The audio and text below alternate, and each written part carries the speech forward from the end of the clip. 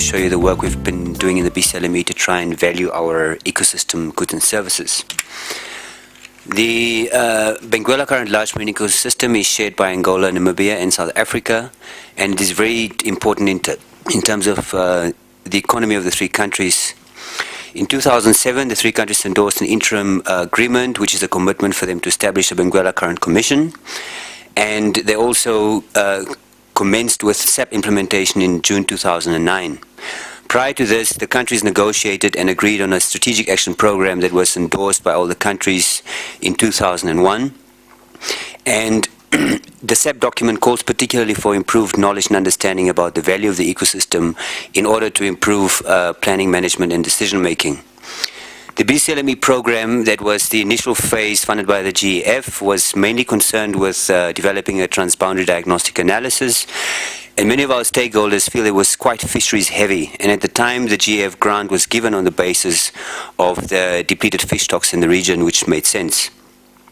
Now they feel also for us to better understand the non-fishery sector would be good to know what the economic value thereof is and how they contribute to the three countries. There is a lot of increased interest in the use and access to the ecosystem, for example, minerals exploration and production. There's increase in transport and port expansion in the region, as well as increases in tourism and also in the coastal population, especially, due to rural-urban migration when people try to find jobs and more secure livelihoods.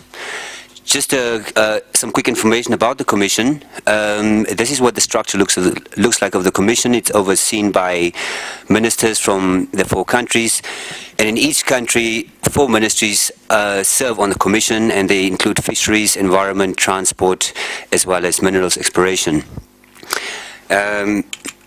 As you can see there, currently we're operating with a structure that's referred to as the Management Board, but once the convention is signed or ratified, it'll become the Commission.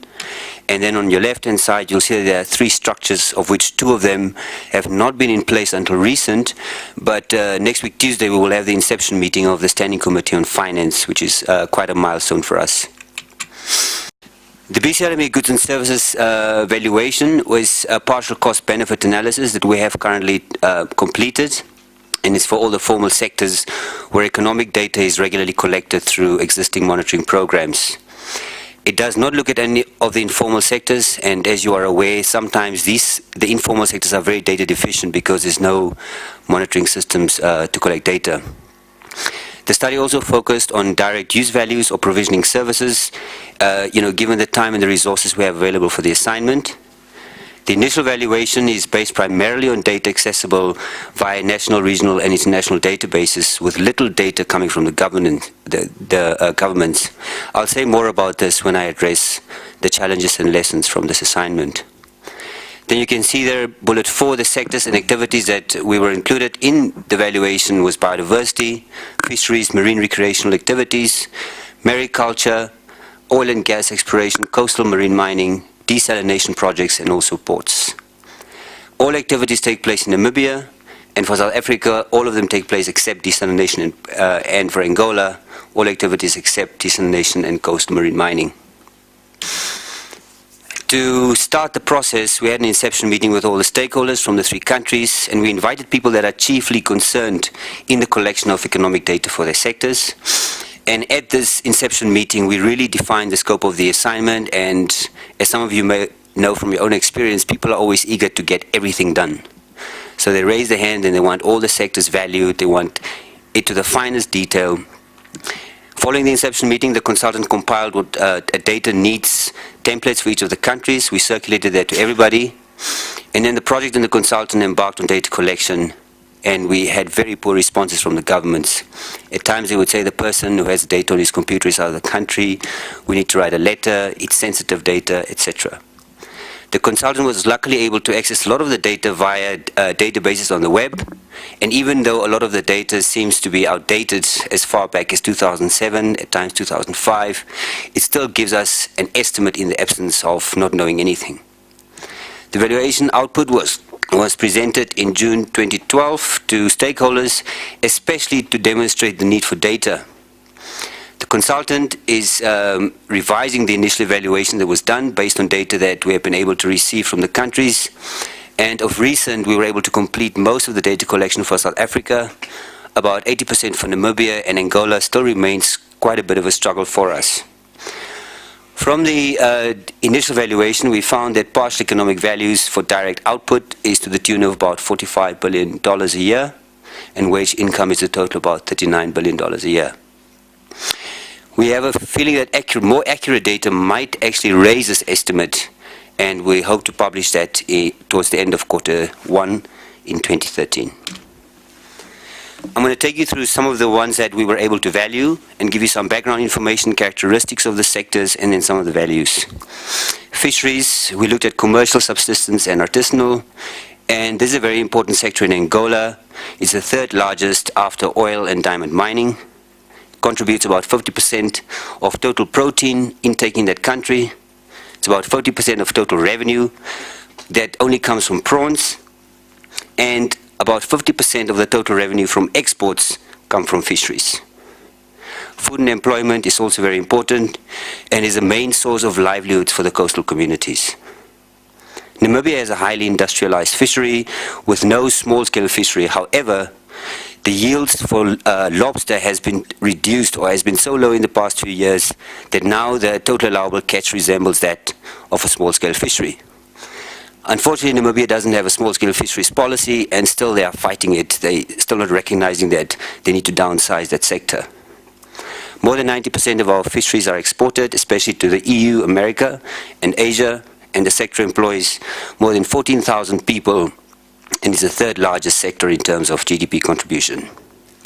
In South Africa, more than 90% of the total fish is taken from the BCI ME side. It employs more than 26,000 people. Coastal people along the west coast of South Africa depend directly and indirectly on fish for food, income, livelihoods, and the demersal fishery is the most important, contributing about 80% of the total fishery value from that country. This is just a table that shows you some of the values that were computed, and you can see the total economic contribution from fisheries is about 2.2 billion per annum. To marine aquaculture, in Angola there are two main companies that employ a total of about 64 people, which includes 1 manager, 34 laborers, and 29 field workers. Angola recognizes this as a high development priority because they believe that it could relieve some pressure from the capture fisheries and obviously also diversify livelihood alternatives. In Namibia, the main species that are farmed are blue mussel, European flat oyster, Crassularia seaweed, the Mediterranean mussel, Pacific cupped oyster, and abalone. There are 8 companies in Namibia that are involved in mariculture, and they employ close to about 500 people. Sector growth has generally been slow according to the government because it's also very high priority. However, the environment itself is a great limitation because there are very few bays and indentations that are appropriate for mariculture, and the Benguela is one of the most dynamic systems in the world. In South Africa, they do mariculture with abalone, black mussel, oyster, prawn, some finfish species, and seaweed, with abalone being the most important of these in terms of volume and employment. No figures were reported on employment for the sector in South Africa. Again, just to demonstrate the value that is derived from this fishery, the total economic value here was estimated at $49.9 million per annum. Region takes the lion's share of most of the economic revenue, and you'll see what a significant figure that is. Sonangol is the Angolan-based oil company and is the sole concessionaire for exploration and production. They do what they call restricted tender invitation to specific companies if they want to lease out some of the oil blocks in the country. Crude oil refining capacities of about 40,000 barrels per day, and they plan to increase this to about 200,000 barrels per day by 2013. 80% of all the oil products are exported. It's the second largest producer in sub-Saharan Africa, with the majority of the oil exported.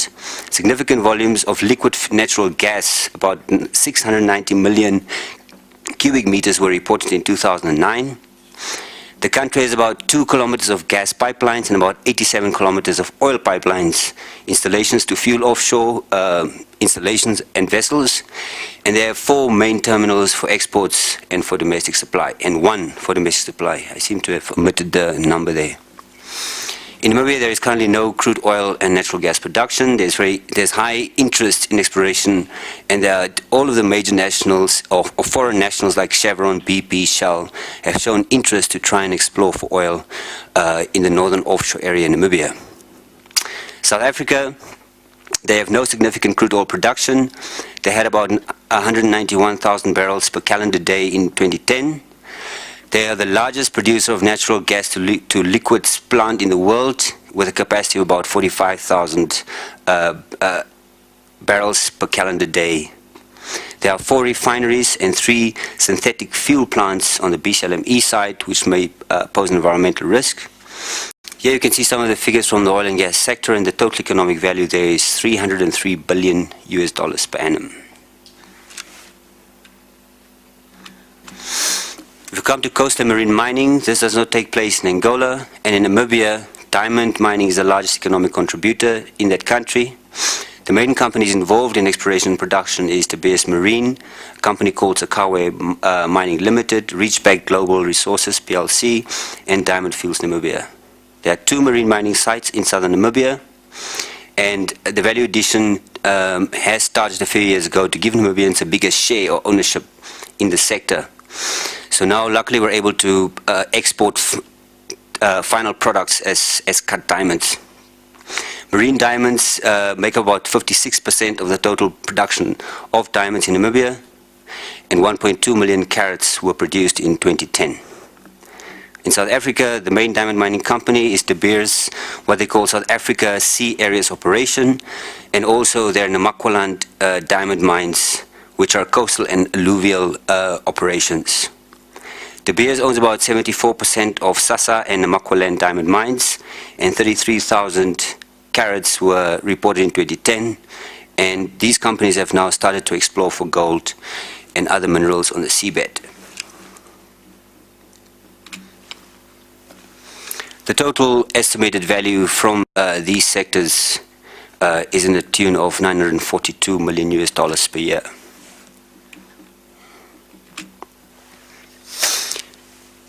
Now for a summary of the results. As you can see there, the values were not estimated for biodiversity, ports and desalination due to the lack of data.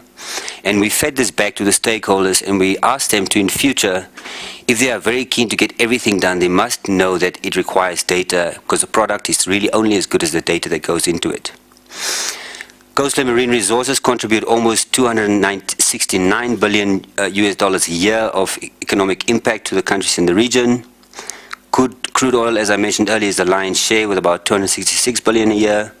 Fisheries is estimated to generate impact of over $2.1 billion a year, and this is really important, especially for coastal communities. And the summary of coastal marine mining, or the total estimate, is about $942 million a year.